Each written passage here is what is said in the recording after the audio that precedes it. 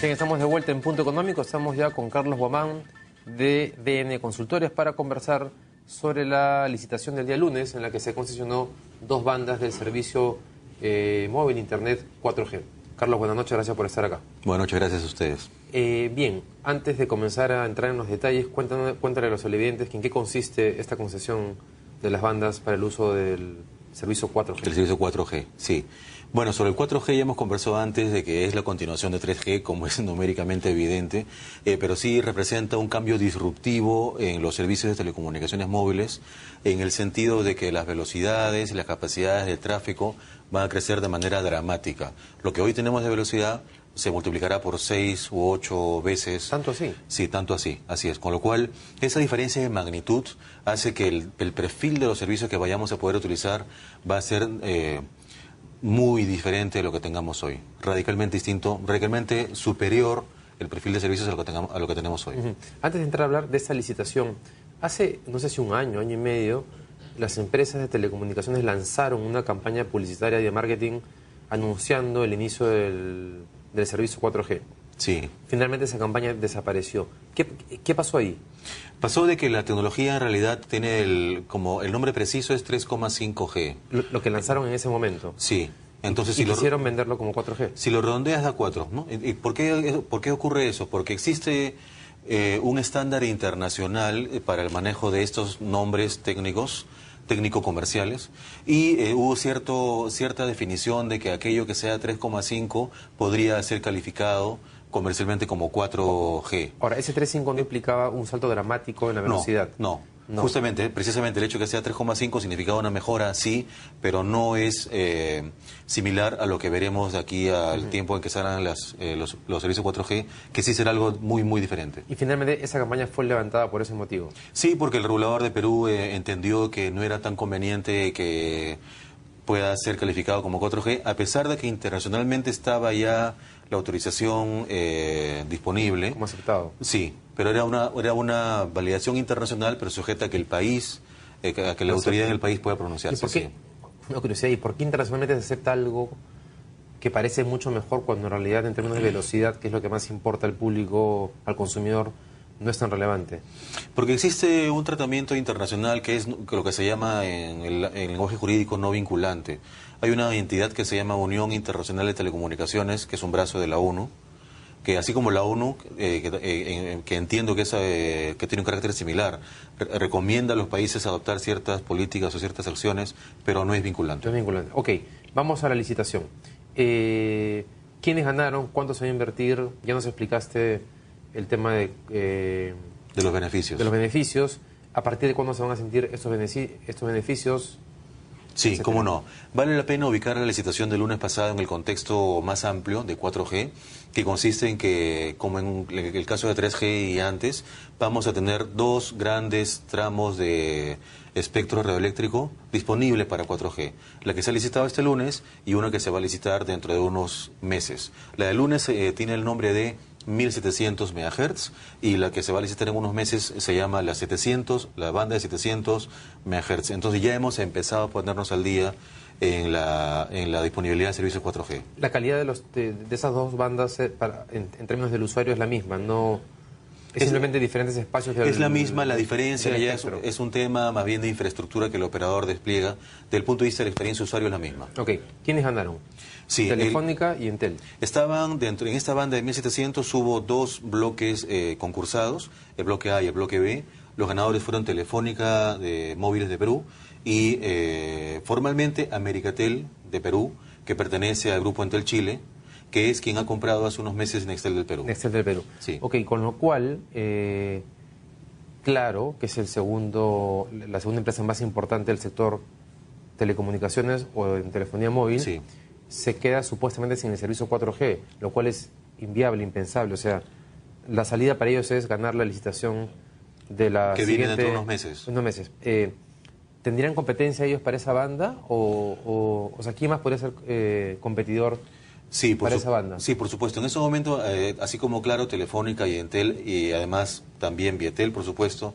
Y ¿Por qué Telefónica y Entel si ya tienen la concesión del 4G postularían en este caso?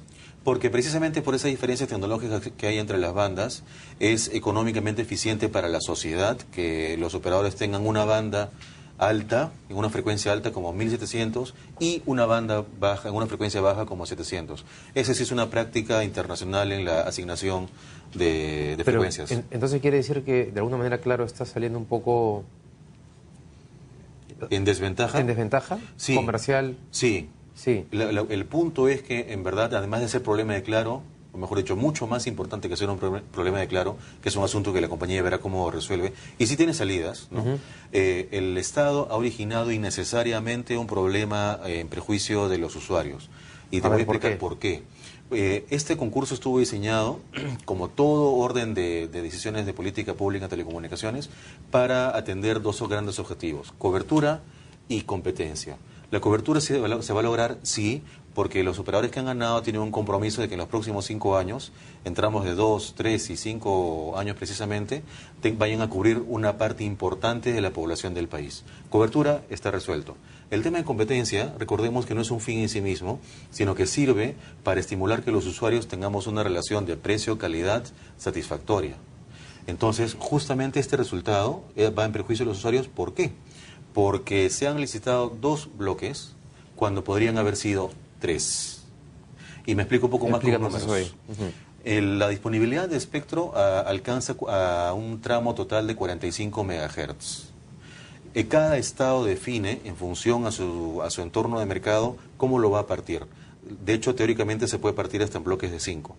¿Qué es lo que la práctica internacional muestra que es lo más sensato? Que sean bloques de 15. De modo tal que en 45 MHz entren 3 bloques de 15, asignables, por lo tanto, a 3 operadores. O sea, una sana competencia entre 3. Por una razón que técnicamente me cuesta mucho entender, y esto lo he consultado con muchos ingenieros con trayectoria amplia en el sector en el país, la división ha sido no en 3 bloques de 15, sino en 2 bloques de 20. Esa decisión es del Ministerio de Transportes y Comunicaciones. Así es, sí. Y Proinversión simplemente la ejecuta tal cual. Proinversión la ejecuta tal cual, y Ociptel, más allá de que pueda haber emitido alguna opinión, el espectro es un tema que escapa a las competencias naturales de Ociptel como una agencia de regulación. ¿Se conoce la opinión de Ociptel? Porque le meten por escrito... ¿Tiene que haberle metido por escrito al Ministerio en algún momento? No, porque el espectro, como mencioné hace unos segundos, no es del ámbito de competencia de Ociptel, por tanto no se ve la necesidad de pronunciarse técnicamente. Pero Ociptel supuestamente, entre sus objetivos también está... Así es, no fomentar, pero garantizar...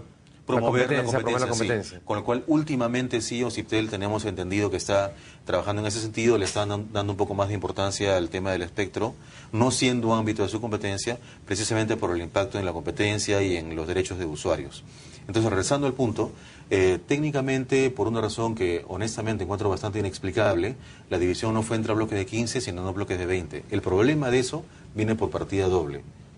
Uno es que en vez de ser 3 operadores en sana competencia, van a haber 2. Y 2 es que en vez de usar los 45 MHz, usa solo 40.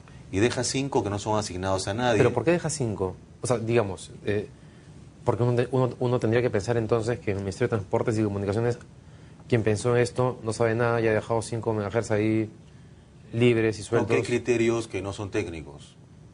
¿Sí? Y porque te digo que la práctica internacional avala esa situación. Entonces, ¿qué implica el hecho de que esos 5 MHz no hayan sido entregados como parte de de todo el concurso?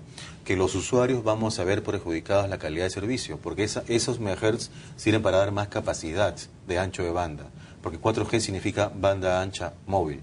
No, pero el hecho de que tengan más bien 20 y 20 cada una implicaría que más bien va a haber más calidad, a los clientes, pero menos competencia. Así es, con lo cual viene el otro aspecto, que los precios son resultado de una sana competencia. Si tienes a 3 operadores, es mucho mejor que tener a 2.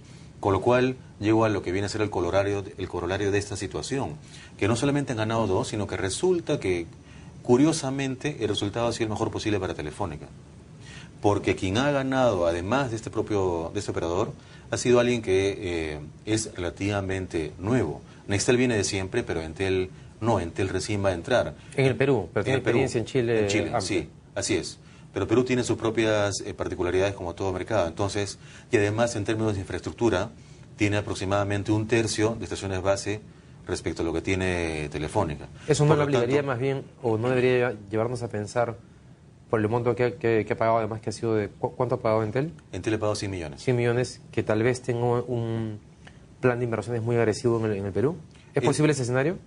De hecho, los contratos contemplan plazos definidos, tal como mencioné hace un momento, para que los operadores desplieguen la infraestructura para los servicios 4G. Sin embargo, hay una diferencia natural, una ventaja natural que tiene el operador más grande respecto al operador que está entrando. Entonces, ¿cuál es la consecuencia de esto? Que el segundo que le pisa los talones al más grande no está, y el tercero, que es muy bueno profesionalmente, tiene un perfil gerencial de muy alto perfil, pero pues empieza la carrera un poco de detrás. Es que es justo lo que más le conviene al operador más grande. Entonces, más concentración de mercado. En conclusión... digamos, hay un riesgo de que esa licitación conlleve a una mayor concentración de mercado de Telefónica. Actualmente, ¿cómo se reparte el mercado Telefónica, Claro y Nextel? Aproximadamente 2-1, porque es 60 y poco por ciento versus 30 y poco por ciento. ¿Y Nextel tiene 4%? Ok. ¿Y por qué podría haber sido así? O sea, ¿habría un interés, intención de favorecer a Telefónica? No, yo no tengo ninguna evidencia de eso. De hecho, no puedo atreverme a algo así. Pero sí lo que digo es que ese desenlace es un resultado de una estructuración del proceso que ha seguido un razonamiento distinto a lo que las prácticas internacionales muestran. Entonces, y además tengamos en cuenta un elemento adicional, que los precios pagados. Telefónica pagó 150 millones de dólares por el bloque A, Entel pagó 100 millones por el bloque B, y en ese bloque A el precio máximo fue de 150 millones, y el tercer postor, que fue Entel, o sea, Americatel, planteó un precio de 80. O sea, el ratio, si dividimos el precio mayor de 150 entre el 80, tenemos 2-1. Ese ratio, ¿qué es lo que refleja? Refleja la condición de Telefónica como operador dominante. Claro, pero ahora, el precio ofrecido sí puede ser más bien una consecuencia, más que una causa de algo posterior, una consecuencia de si ya tengo el 60% del mercado, me arriesgo a pagar más porque le voy a sacar más el jugo a este nuevo servicio. Lo valoro más. Claro. Sí, para mí tiene un valor mayor que para el resto. El tema es si es que coincide, claro, si es proporcional el ratio 150 versus 80, ¿no?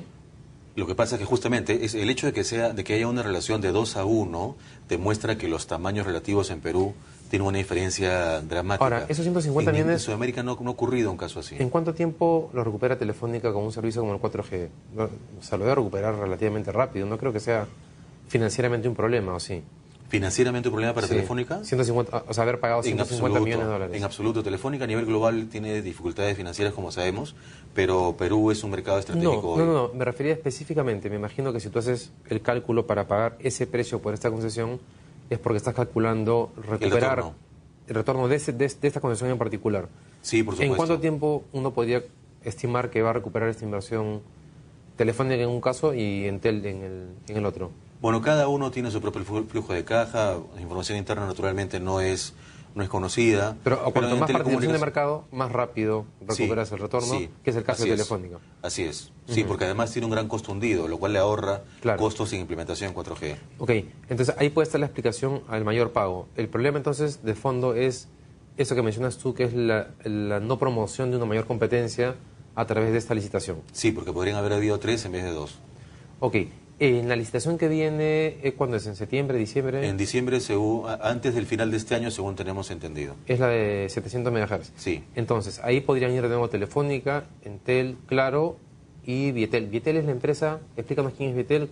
Vietel es un operador también nuevo en Perú que ha recibido en adjudicación bandas para 3G en las frecuencias 1900 y 900 el año pasado y el año antepasado en 2 tramos por separado.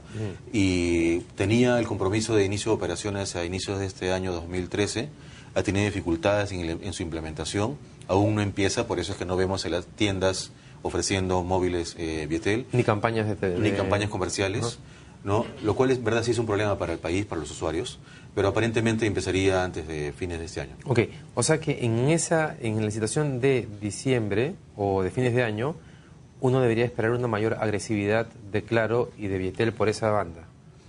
Sí, Vietel es una incógnita, porque de hecho en este caso del lunes pasado estaba precalificado y decidió no postular. no ir a la apertura del precio de oferta. Ujú. En la etapa inicial de precalificación sí pasó la valla, pero el momento de ofrecer un precio no lo hizo. O sea, Claro va a ser la empresa debería ser la más agresiva en diciembre. ¿Hay otra forma de convertirte en un proveedor del servicio 4G sin participar ni ganar en esa licitación que se viene? Sí, mira, antes de responder tu pregunta, una manera más quizás elocuente de demostrar que en la 1700 podrían haber sido 3 bloques, es que en la 700, hasta donde tenemos entendido, sí van a ser 3 bloques. Es más, podría contemplarse, tal como ocurre en países vecinos como Colombia, definirse que para el operador dominante se le restrinja la compra o se le indique que va a entrar pero después, etcétera. Hay variantes, ¿no? Pero hay variantes pero donde hay un reconocimiento de que hay un operador dominante y de lo que se trata en beneficio de los usuarios es promover la competencia.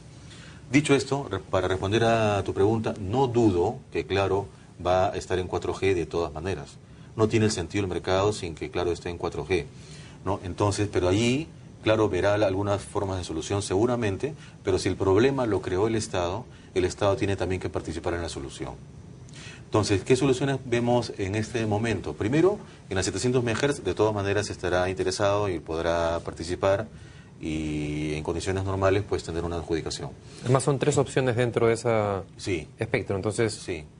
si hay 4 empresas, digamos, y son 3 ganadores... Uno hace números y hay debería probabilidades razonables de que pueda ofrecer un precio ganador. Ese es uno. Otra opción es que entre curiosamente en el nuevo esquema de operador móvil virtual. ¿Cómo es El operador móvil virtual se contrapone al operador móvil real o operador móvil de red y consiste en un operador que no tiene red, pero que el usuario no se da cuenta. Es decir, hay una marca, unas tiendas donde se vende el servicio, el cliente no percibe ninguna diferencia, pero el operador monta su servicio no sobre una red propia, sino sobre una red que alquila por obligación regulatoria una empresa a los operadores que sí tienen red. Okay. Eso ya está normado, ya hay un proyecto de ley listo para aprobación en el Pleno en el Congreso. No fue aprobada hasta en la última legislatura, pero en la próxima debería serlo. Entonces, allí abrió un espacio para que, Claro, pudiera entrar. Sin embargo, no suena muy natural para un operador de red con actividad en América Latina muy intensa que hace una salida, ¿no? Pero en todo caso existe esa opción. Entonces, pero bajo tu lógica y poniéndome en los zapatos de Claro, lo que deben haber medido es más bien el retorno de las dos opciones, digamos, el costo de oportunidad entre esta opción de ser un operador virtual y cuánto pago por para tener una red real. Y seguramente en la licitación de antes de fin de año, si van a ser porque puede ser que Vietel tampoco postule a puede que fin de sí, año. puede que no. Pero si no postula serían 3 operadores para 3 frecuencias, con lo cual la inversión que tienes que hacer sería, digamos, lo que tienes que pagar al Estado, lo más probable es que sería bastante bajo. ¿El precio base? Claro, porque habría... Sí, el precio base. Pero recordemos que el objetivo de la asignación de espectro no es recaudación en la licitación. El objetivo es facilitar el uso del espectro en beneficio de los usuarios, ¿no? Sí. Como que eso no debería ser un motivo de preocupación. Ahora, a raíz de justo te iba a plantear esto, porque o sea, Vietel, que me decías que tiene la opción de 3G, sí. También se va a ver obligada en algún momento a entrar al servicio 4G. Digo, no es posible competir en términos comerciales o de marketing con un servicio de menor velocidad en este momento en el mercado, ¿o sí? ¿O sí es posible? ¿Te refieres a Vietel entrando con lo que ya tiene de 3G? Sí. El mercado tiene para todos los gustos, desde usuarios que tienen un uso de la banda ancha móvil muy intenso y muy pesado, hasta aquellos que usan muy poco datos o incluso segmentos que no usan datos, ¿no? De modo que para todos hay, dependiendo de qué segmento de clientes tú elijas. Claro, pero en una perspectiva de 5 o 10 años... Tendrías que entrar. Tendrías que entrar inevitablemente. Sí, lo que pasa es que en los próximos 5 años o 3 quizás surgirán tecnologías 4G disponibles en otras bandas nuevas. Por ejemplo, en la 450 MHz o en otras más que 3,5 GHz, en fin, en otras nuevas bandas, conforme precisamente la demanda lo vaya empujando, la oferta responderá con nuevas alternativas. Ok. Entonces, Carlos, tu principal preocupación es el tema de la competencia. Lo digo porque vamos a tratar de invitar a alguien de Proinversión o del Ministerio de Transportes para que nos expliquen un poco por qué se ha dado esta situación. Sí, justamente al final de cuentas recordemos, como mencioné hace un momento, que la competencia no es un fin en sí mismo, sino un medio para que los usuarios tengamos una buena calidad a buenos precios. Y esa buena calidad va a ser perjudicada porque esos 5 MHz no han sido asignados y los buenos precios, pues es mucho más probable que los tengas si son 3 operadores compitiendo a que si tienes solamente 2. Pregunta final que nos queda un minuto. La red dorsal, ¿cómo va? Siempre has tenido una preocupación también por el tema de la competencia, por el hecho de que ningún operador que se abra en el mercado se convierta o tenga la posibilidad de postular en el tema de la red dorsal. ¿Ya quedó claro que no pueden postular? Sí, quedó bastante claro y también la preocupación quedó, por tanto, también bastante clara, ¿no? Porque, fíjate, una vez que Telefónica ya fue inhibido de participar por norma, hay una norma que dice que, hay una disposición que dice que todo aquel que tenga más de 25% de mercado no podrá participar, eso significa Telefónica. A continuación tú dices, bueno, ¿quiénes pueden estar? Y tienes 2 perfiles de operadores, los que ya están en el país y los que no están en el país, ¿no? Una serie de condiciones, y no hay el tiempo ahora para conversarlo, determina que los operadores que ya tienen presencia en el país no tengan incentivos para participar. Y hay 2 o 3 nombres. ¿Cuál es el problema de eso? Que si entra uno de afuera sin experiencia en el Perú, siendo la geografía peruana muy compleja, va a tener retrasos naturales el operador de fuera en tender la red. ¿A quién beneficia que se demore más? A Telefónica. Pero entonces, ¿cuál era la salida? Condiciones neutrales, donde precisamente los de aquí puedan competir en igualdad de condiciones que los de fuera, incluso con un factor de competencia que no considere solamente el precio, sino también aspectos técnicos, y que orientados a favorecer a aquellos operadores que son neutros, naturalmente neutros. ¿Quién sería en el Perú un operador neutro? Hay varios nombres, no quisiera mencionarlos porque no se trata de pensar en un nombre en particular. Pero no hay muchos operadores tampoco en el Perú de telecomunicaciones, no. ¿O sí? Bueno, si me pides nombres, Level 3, Internexa son los nombres que existen en el mercado, ¿no? Pero que son empresas chicas. Chicas respecto a Telefónica, bueno, sí, como todo el resto Sí. que son, sí. Ok.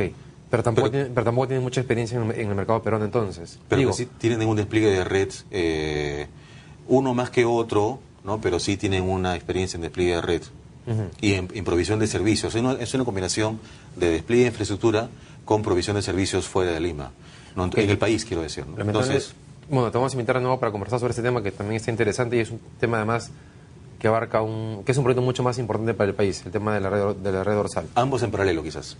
Bien, Carlos, muchas gracias por haber estado acá. Muchas gracias.